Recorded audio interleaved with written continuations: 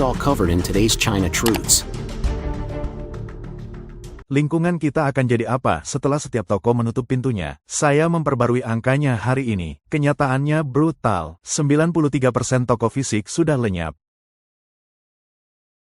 Bayangkan ini, Anda berangkat di pagi hari dan kembali ke jalan yang dulunya menampung 100 bisnis. Sekarang hanya tersisa segelintir. Anda mengucek mata dan bertanya pada diri sendiri, apakah ini masih kota yang sama?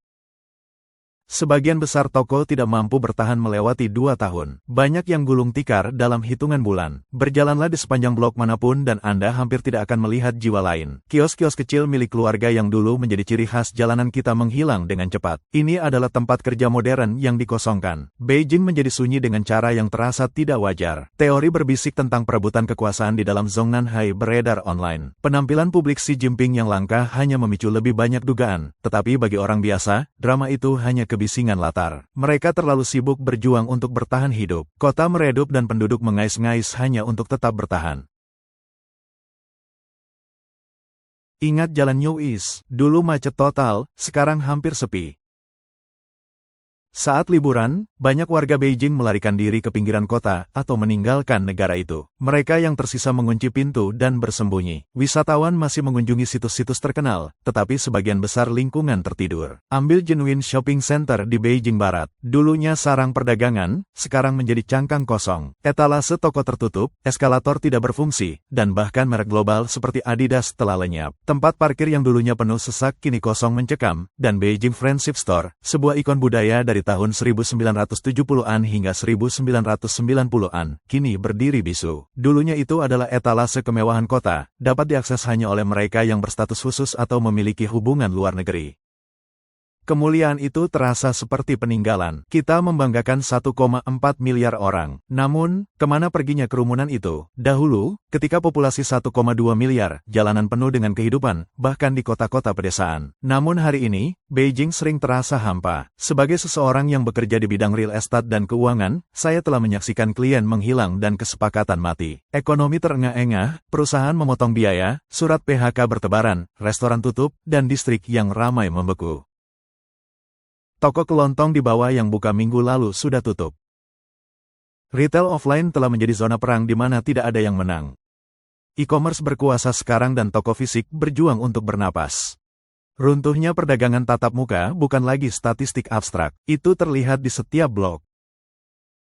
Beijing, yang dulunya denyut nadi China, kini bergema dengan keheningan. Kedua toko di bawah gedung saya tutup tahun ini. Dan saya masih tidak bisa menerima seberapa dalam kemerosotan ini. Sudah pukul 19.20, mal bersinar dengan lampu, tetapi kurang kehidupan. Lantai sepi, staf melebihi jumlah pelanggan. Saya mengunjungi mal pukul 20 pada hari Kamis. Dingin, sunyi, hampir kosong. Semangat kota terasa hilang. Saya harus menutup toko saya sendiri lagi. Sewa untuk 2 lantai di sebelah adalah 100.000 RMB setahun, di luar jangkauan saya. Saya mengurangi ukuran, mencoba bertahan, dan tetap gagal. Tim saya bubar. Saya sendirian sekarang. Hidup lebih sulit dari sebelumnya. Hanya dengan pensiun kecil, bahkan belanja bahan makanan 60 RMB terasa berat. Setiap subuh pukul 5 pagi, orang-orang berkumpul dalam kegelapan yang menyengat, berharap menemukan pekerjaan harian. Beberapa bekerja sepanjang malam hanya untuk beberapa sen. Beijing terasa asing sekarang. Kota yang terlihat sama di permukaan, tetapi terasa sangat berbeda di bawahnya. Suatu pagi, seorang warga yang sedang bepergian di dekat Sidan melihat sesuatu yang aneh. Beberapa truk gelap tanpa tanda berbaris diam-diam di pinggir jalan. Awalnya, orang berasumsi itu adalah latihan polisi rutin lainnya. Lagi pula, kendaraan lapis baja dan petugas berseragam bukanlah hal baru di ibu kota. Tetapi hari-hari berikutnya membawa kegelisahan. Jumlah kendaraan militer bertambah. Pertama di Jalan Chang'an Avenue dan Fuxingmen, lalu di dekat rumah sakit, sekolah, dan bahkan jalan-jalan sempit di sekitar jalan lingkar kedua dan ketiga. Ketika dia menelepon seorang teman yang bekerja di sistem keamanan, pria itu berbisik, ada informasi intelijen yang mengatakan beberapa orang mungkin berorganisasi secara online. Mungkin protes, mungkin sesuatu yang lebih besar. Perintah datang untuk memperketat kendali. Dia berhenti, lalu menambahkan, kali ini, bukan hanya polisi bersenjata. Pasukan reguler juga sudah bersiaga. Ketika didesak lebih lanjut, apa yang mereka takuti? Sebuah protes, sebuah revolusi. Teman itu terdiam sejenak sebelum menjawab dengan dingin, "Jangan bertanya, awasi saja apa yang kamu katakan." Peringatan mengerikan itu menyebar seperti asap melalui Beijing. Orang-orang mulai bertanya satu sama lain, siapa yang ditakuti oleh pihak berwenang? Kapan ibu kota ekonomi terbesar kedua di dunia mulai membutuhkan tentara untuk menjaganya dari warganya sendiri? Apa yang disebut kekacauan ini? Apakah keputusasaan para penganggur, kemarahan mereka yang hancur oleh utang hipotek, atau perlawanan diam-diam dari orang biasa yang hanya menolak untuk tetap diam? Bagi jutaan orang, krisis itu tidak jauh. Itu bersifat pribadi. Saya baru saja keluar dari wawancara perusahaan lain setelah berbicara selama 1 jam dengan bos. Ketegangan ada di mana-mana. Itu ada di udara, dalam cara orang menghindari kontak mata di kereta bawah tanah. Saya 35 tahun, masih menganggur, mengendarai mobil yang secara teknis milik ibu mertua saya. Seorang wanita berusia 26 tahun dari Hubei mengatakan kepada saya bahwa dia berpenghasilan 6.000 yuan sebulan, membayar 3.000 untuk sewa, dan hidup dari sisa makanan. Dia tidak keluar, dia tidak berbicara dengan siapapun, dia bahkan tidak tahu di mana dia akan berada bulan depan. Di seluruh China, mimpi kekayaan properti telah runtuh. Di Yongqing, Hebei, properti yang dulunya berharga 23.000 yuan per meter persegi sekarang dijual hanya dengan 3.500. Di Yanjiao, kota satelit yang dulunya ramai di samping Beijing, harga telah anjlok dari 42.000 menjadi 6.000. Buting dari 18.000 menjadi 3.000. Di kota Qiaobei, Nanjing, nilai telah separuh. Di distrik Jianai, Huizhou, seluruh menara perumahan ditinggalkan, pemiliknya sudah lama pergi. Beberapa dekade yang lalu, Beijing adalah simbol kebangkitan China. Gedung pencakar langit yang menjulang menggantikan rumah bata rendah, villa pribadi, dan halaman si Heiyuan yang elegan menjadi lambang kesuksesan. Harga perumahan melonjak tanpa henti, didorong oleh keyakinan pada masa depan yang terus berkembang. Tetapi era itu telah berakhir. Gelembungnya meletus. Ekonomi telah melambat hingga merangkak. Bahkan ibu kota, yang dulunya jantung kemakmuran China, terasa hampa. Jalanan lebar tetapi tandus. Bangunan bersinar tanpa kehidupan. Dan malam yang dulunya penuh energi kini mendengung dengan keheningan yang menyeramkan. Kota yang dulunya tidak pernah tidur sekarang tampaknya takut bernapas. Dan ini bukan hanya tragedi Beijing. Ini mencerminkan bangsa yang kehilangan denyut nadinya. Harga rata-rata rumah bekas di ibu kota telah anjlok hampir 6 kali lipat, dan penurunan itu masih belum berhenti.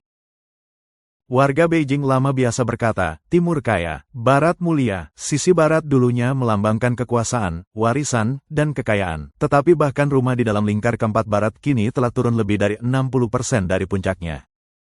Banyak pemilik telah menunggu setengah tahun tanpa satu pembeli pun. Angka terbaru menunjukkan transaksi perumahan bekas turun 40% dari tahun ke tahun. Kelas menengah, yang dulunya kebanggaan impian urban China, sedang runtuh.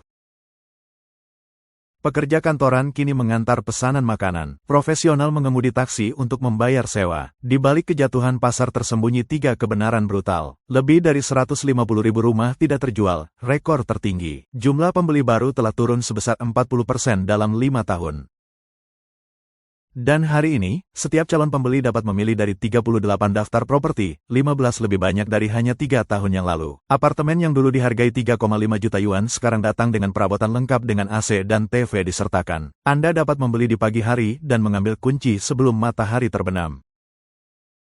Di Hangzhou, harga properti telah jatuh dalam semalam ke tingkat yang tidak terlihat dalam hampir 1 dekade. Impian yang dulunya mendefinisikan suatu generasi, rumah di kota, pekerjaan stabil, masa depan yang penuh harapan, sedang runtuh. Sekarang yang tersisa hanyalah lampu terang di atas mal yang kosong, jalan-jalan yang sunyi, dan perasaan tidak nyaman bahwa negara itu sendiri menahan napas, menunggu sesuatu atau seseorang untuk memecah keheningan. Di seluruh China, gambaran menjadi lebih gelap dari hari ke hari. Kota-kota yang dulunya ramai dengan ambisi kini bergema dengan keheningan. Di Guangzhou, sebuah apartemen kecil dapat dibeli seharga 700.000 atau 800.000 yuan. Dan di distrik yang lebih tua di kota itu, beberapa rumah dijual semurah 200.000 atau 300.000 yuan. Itu lebih murah daripada rumah pertanian pedesaan. Beberapa tahun yang lalu, tidak ada yang berani membayangkan angka seperti itu. Seorang pengikut pernah berbagi ceritanya dengan saya. Pada tahun 2019, ia dengan bangga membeli apartemen 2 kamar tidur, 78 meter persegi di Guangzhou seharga 1,9 juta yuan. Itu adalah rumah pertamanya, simbol stabilitas. Sekarang 5 tahun kemudian, dia masih berutang 650.000 kepada bank. Dia menghabiskan 13 tahun bekerja di Guangzhou, dan yang tersisa bukanlah kesuksesan, melainkan utang. Dia mengatakan kepada saya pikir memiliki rumah berarti keamanan, tetapi itu menjadi jebakan saya. Namun, teror sebenarnya bukanlah kejatuhan harga. Itu adalah keheningan pasar. Tidak ada yang mau membeli. Pasar perumahan Beijing telah membeku padat. Saya melihat daftar dari pertengahan 2021. Sebuah apartemen mewah seharga 7,1 juta yuan, berkilauan dan baru direnovasi. Hari ini terdaftar seharga 3,1 juta, berperabotan lengkap dan masih belum terjual. Setelah pajak dan biaya agen, pemilik akan beruntung mendapatkan 3 juta. Hanya dalam 3,5 tahun, rumah itu kehilangan 4 juta yuan, pendarahan tak terlihat sebesar 100.000 yuan sebulan. Keluarga tercekik di bawah beban hipotek. Seorang teman saya dan istrinya bersama-sama berpenghasilan 30.000 yuan sebulan, yang dulunya dianggap sebagai pendapatan kelas menengah, tetapi hipotek mereka menghabiskan lebih dari 20.000. Dan dengan 2 anak, setiap hari terasa seperti berjalan di atas tali. Mereka tidak berani sakit karena satu tagihan rumah sakit bisa menghancurkan segalanya. Di seluruh negeri, kepanikan diam ini terulang kembali. Jutaan orang terperangkap oleh pinjaman yang tidak dapat lagi mereka tanggung. Bahkan Beijing, ibu kota yang dulunya melambangkan kebanggaan yang tak tergoyahkan, menunjukkan keretakannya. Berkendara di sepanjang jalan lingkar kedua, saya menemukan deretan bangunan yang membusuk. Dindingnya menghitam, jendela pecah, pintu di rantai tertutup. Tidak ada yang tinggal di sana, tidak ada yang berani merobohkannya. Mereka berdiri seperti hantu dari era yang terlupakan, monumen ruang yang terbuang dan impian yang hancur. Inilah Beijing sekarang. Lampu menyala, tetapi kehidupan tidak ada. Jalanan bersinar, tetapi kerumunan telah lenyap. Di balik jendela kaca, tanda neon masih menjanjikan kemakmuran. Namun orang-orang yang dulunya membangun ilusi itu sudah pergi. Cahaya tetap ada, tetapi detak jantung telah berhenti. Kota itu masih berdiri, tetapi semangatnya, tawa, kekacauan, kesibukan hidup, sudah menyelinap pergi ke dalam kegelapan. Silakan bagikan pemikiran Anda di bagian komentar di bawah. Jangan lupa untuk berlangganan channel kami dan nyalakan bel notifikasi untuk mendapatkan video terbaru. Dan terima kasih telah mendengarkan.